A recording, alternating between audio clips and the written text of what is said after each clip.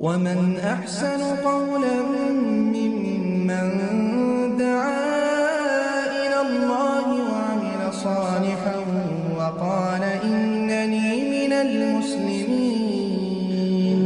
আর না হয় আপনি পরীক্ষা করে দেখতে পারেন, আল্লাহর এই চ্যালেঞ্জটাকে গ্রহণ করেন, আপনি প্রত্যেকটা ফল নেন, প্রত্যেকটা প্রাণীকে ধরে দেখেন পুরুষ মহিলা পৃথক পৃথক আছে কিনা। আর যখন আল্লাহর এই ওয়াদা সত্য হয়ে যাবে তখন আপনি রাসূল সাল্লাল্লাহু আলাইহি ওয়াসাল্লামের এই কথাটা মেনে নেন যে এই কালের পর আরেকটা কাল রয়েছে, পরকাল রয়েছে। এটা মেনে নিতে পারলেই তখনই আপনি সঠিক মুসলিম হতে পারবেন।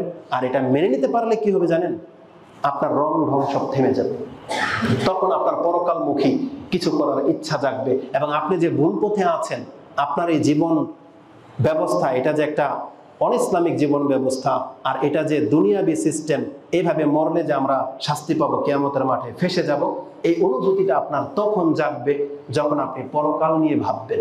আজকে আমরা পরকাল নিয়ে ভাবি না বিদায় আমরা হয়ে গেছি লাগামহীন, ড্যাম কেয়ার যেটাকে বোঝায়। ও আমরুহু ফুরুতা, আল্লাহ বলেছেন তাদের কর্ম হয়ে গেছে লাগামহীন, যাদের মতো আমাদেরকে হইতে নিষেধ করা হয়েছিল। সূরা কাহফ 18 নম্বর সূরা 28 নম্বর আয়াতে আল্লাহ বলতেছেন ওয়াসবির নাফসাকা মা'আল্লাযীনা ইয়াদউনা রাব্বাহুম বিল গাদাতি ওয়াল আশিয়্যি ইউরিদুনা ওয়াজহা ওয়ালা তা'দু আইনাকা আনহুম তুরিদু যিনাতাল হায়াতিদ দুনিয়া ওয়ালা তুতি' মান আগফালনা কালবাহু আন ওয়ালা তুতি' মান আগফালনা কালবাহু আন যিকরিনা ওয়াত্তাবা'a হাওয়াহু ওয়া কানা আমরুহু ফুরুতা। আপনি আয়াতটা দেখে নিন, সূরা কাহফ 18 নম্বর সূরা 28 নম্বর আয়াত। আল্লাহ বলেছেন, হে নবী, আপনার চোখ কোনোদিন তাদের দিকে তাকাবেন না যারা আমার জিকির থেকে গাফেল, যারা আমার স্মরণ থেকে উদাসীন, যারা দুনিয়ার চাকচিক্য নিয়ে পড়ে আছে।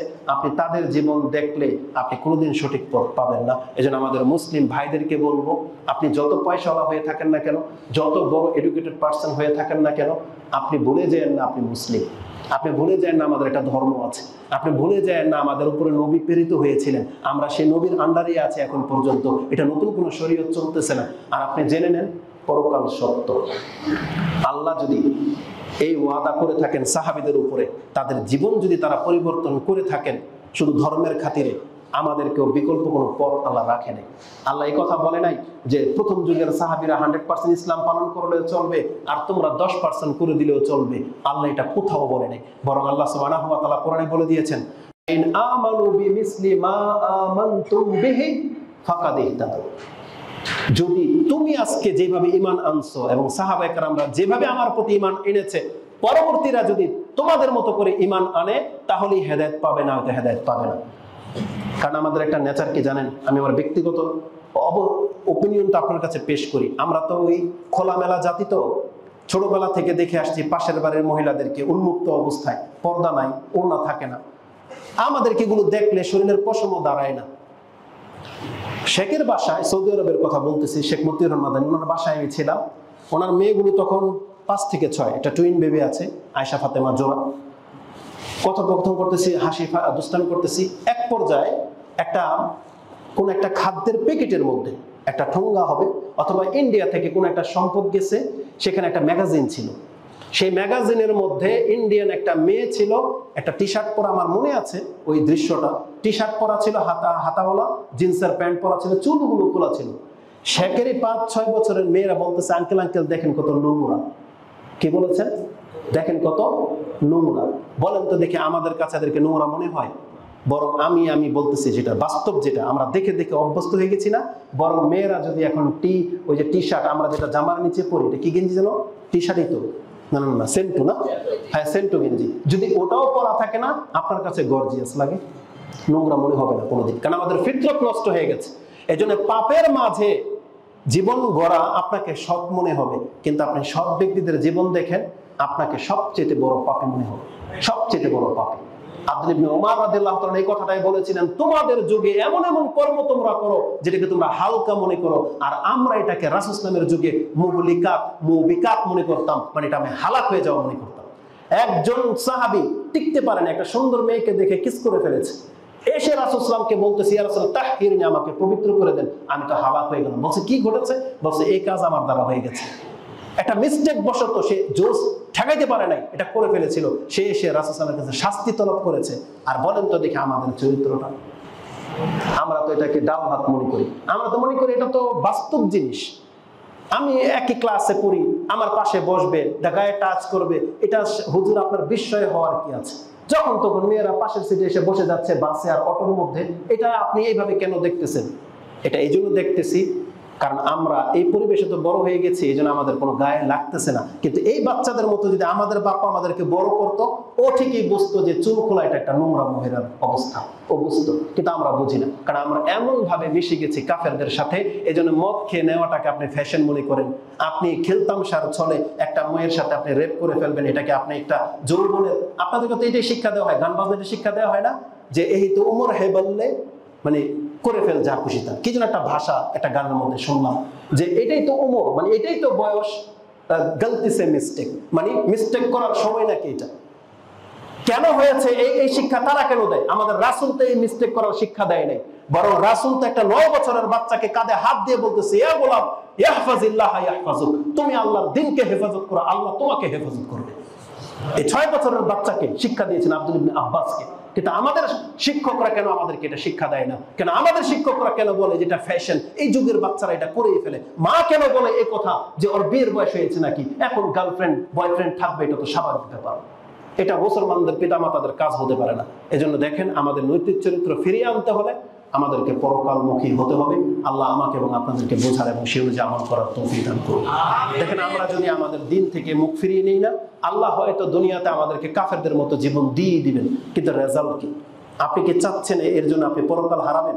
না, ইসলাম দিয়ে, ইসলাম ধর্ম দিয়ে আল্লাহ আমাদেরকে অনেক বেশি সম্মানিত করেছেন, যেটা আপনি বুঝতে পারবেন পরকালে। যখন আপনার চোখের সামনে দেখবেন যে আমি শুধু মুসলিম হওয়ার কারণে আল্লাহ আমাকে ক্ষমা করার জন্য এত ব্যবস্থা রেখেছেন, একটা কাফের তখন থকে আশ্চর্য হয়ে তাকিয়ে থাকবে, এবং কাফের সেটা সেই দিন বলবে যে আল্লাহ যদি আমাকে মুসলমান করতো, আমি যদি দুনিয়াতে কাফেরের মতো এত ওঢেল মালিক না হতাম, আমি যদি এত শান শৌকত না পেতাম, যদি আমাকে বাঙালি একটা মুসলমান ঘরে, একবার দরিদ্র ঘরে আল্লাহ আমাকে জন্ম দিত, এটা বলবে।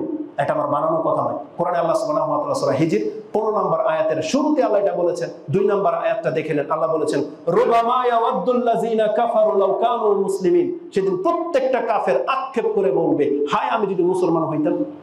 অতএব আল্লাহ আমাদেরকে মুসলিম করেছেন। আপনি দুনিয়ার সামান্য সময়ের জন্য আপনি আপনার ঐতিহ্যটাকে ভুলে যেয়েন না। আমাদের ঐতিহ্য না নেশা করা, আমাদের ঐতিহ্য না প্রকাশ্যে মহিলাদেরকে নিয়ে রং তামাশা করা, এটা আমাদের ঐতিহ্য না, জেনে নেন, এটা আমাদের ঐতিহ্য না। আরো একটা শেখ গত 1 সপ্তাহ আগের একটা বক্তব্যে আমাদেরকে একটা কথা স্মরণ করিয়ে দিয়েছেন। আমাদের বয়স 60 থেকে 70, তাই না? আপনি কি কোনোদিন খেয়াল করেছেন কবরের জীবন তার চাইতে শতগুণ বড়?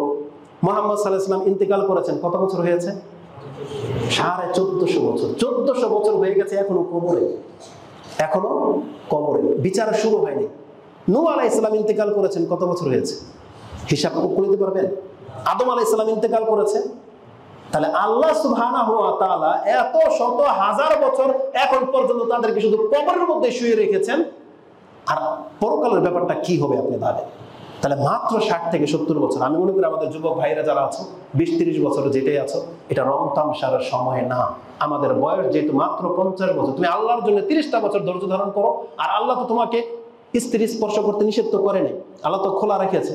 তো টাকা পয়সা আছে, বিবেকবান তোমরা, আল্লাহ সুবহানাহু ওয়া তাআলা বলেছে বান্দা তুমি বিয়ে করে নাও, যাকে পছন্দ তাকে বিয়ে করে নেন, বাপ মাকে বলে করেন, ভাগাই নিয়ে না, বাপ মাকে বলে বিয়ে করে নেন, একসাথে পড়াশোনা করেন, আপনার একটা উত্তম জীবন আপনি পেয়ে গেলেন। এবং টিচারদেরকে বলবো, এবং যারা নেতৃস্থানীয় ব্যক্তিদেরকে বলবো, যাদের টাকা আছে, মহিলাদের চাহিদাও আছে, কিন্তু লুকিয়ে লুকিয়ে আপনি ডুব দিয়ে পানি খান, এটা করেন না আপনি, কারণ কিয়ামতের দিন আপনি ফেঁসে যাবেন। আর যারা বয়স্ক আছে তাদেরকে একটা চরম ধমক দিয়েছেন রাসূলুল্লাহ সাল্লাল্লাহু আলাইহি ওয়াসাল্লাম, যে সালাসাতুন লা ইয়ানজুরুল্লাহু ইয়াওমাল কিয়ামাতি ওয়া লা ইউযাক্কিহিম ওয়া লাহুম আযাবুন আলীম। আল্লাহ তাদের দিকে তাকাবে না এমন 3 শ্রেণীর পাপীদের জন্য। তাদের প্রথম ব্যক্তি হচ্ছেন বা শাইখুজ জানি, লোক যদি জানাই লিখতে হয়, তার মানে বয়স্কদের মধ্যে চাহিদা রয়েছে। কিছুদিন আগে ভাইরাল হলো এক মেয়ে কোন একটা বয়স্ক ব্যক্তিকে বিয়ে করেছে, আপনারা কত খোঁচাখুচি কত লেখা লেখেন, কেন করেছেন এটা?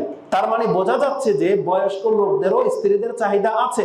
এজন্য আপনি চক্ষু লজ্জাকে ভয় করবেন না, আপনার প্রয়োজন আছে আপনি বিয়ে করেন, কিন্তু জেনায় লিপ্ত হবেন না। মুহাম্মদুর রাসূলুল্লাহ সাল্লাল্লাহু আলাইহি ওয়াসাল্লামের ঘটনা আপনি জানেন কোরআনে কি নাযিল হয়েছে? আয়েশা রাদিয়াল্লাহু তাআলা আনহা বলতেন, মুহাম্মদ সাল্লাল্লাহু আলাইহি সাল্লাম যদি কোরআনের কোন আয়াতকে লুকিয়ে ফেলার, মিটিয়ে দেওয়ার কোন ক্ষমতা তার থাকতো, তাহলে সূরা আহজাবের 33 নম্বর আয়াতটা সম্ভবত 31, এই আয়াতটা রাসূল সাল্লাল্লাহু আলাইহি ওয়াসাল্লাম মিটিয়ে দিতেন। কি বলেছে? যে হে মুহাম্মদ, আপনার মনে একটা চাহিদা আছে আর আপনি মানুষকে ভয় করে সেটাকে গোপন রাখতে চান। আল্লাহ যেটা আপনার জন্য হালাল করেছে, আপনি কাকে ভয় পান? তখন রাসূলুল্লাহ সাল্লাল্লাহু আলাইহি ওয়াসাল্লাম তার পালক পুত্র যায়েদের স্ত্রীকে, তালাকপ্রাপ্ত স্ত্রীকে বিয়ে করলেন। রাসূলুল্লাহ ভয় পায় নাই। আপনি খালি এটা দেখেন রাসূলুল্লাহ 9 জন বিয়ে করেছেন, আপনি এখানে আল্লাহর ভয় যে তার মধ্যে ছিল এটা কি বুঝতে পারেন না? তার আল্লাহর প্রতি ভয় আছে বিধায় তো আমাদেরকে ভয় করেন নাই যে পৃথিবীর মানুষ কি বলবে। মুহাম্মদ সাল্লাল্লাহু আলাইহি ওয়াসাল্লাম 9টা বিয়ে করেছে, পৃথিবীর মানুষ কি বলবে? তিনি পৃথিবীর মানুষের দিকে তাকান নাই, তিনি আল্লাহকে ভয় করে বিয়ে করেছেন, যে তার জন্য জায়েজ ছিল। আমাদের জন্য কি 4টা পর্যন্ত জায়েজ নাই? তাহলে আপনার যাকে পছন্দ হচ্ছে তাকে আপনি এমনি স্পর্শ করার চেয়ে বিয়ে করে কেন করেন না?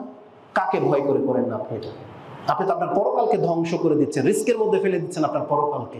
মুসলিম হিসেবে, আমাদের ছোট ভাই হিসেবে এটা আমাদের মেসেজ থাকবে না, আপনি আল্লাহকে ভয় করেন, যেটা আপনার প্রয়োজন আপনি সেটা হালাল ভাবে গ্রহণ করেন। আল্লাহ আপনাকে বাধা দেয় নাই, কেউ আপনাকে বাধা দিয়ে যেন না রাখতে পারে। আপনার এই সন্তানদের চরিত্রকে হেফাজত করেন, এটা আপনাদের দায়িত্ব। আকুলু লিকাউলি হাযা আস্তাগফিরুল্লাহ লি ওয়া লাকুম ওয়া লিসাইরিল মুসলিমিন ফাস্তাগফিরু ইন্নাহু হুয়াল গফুরুর রহিম।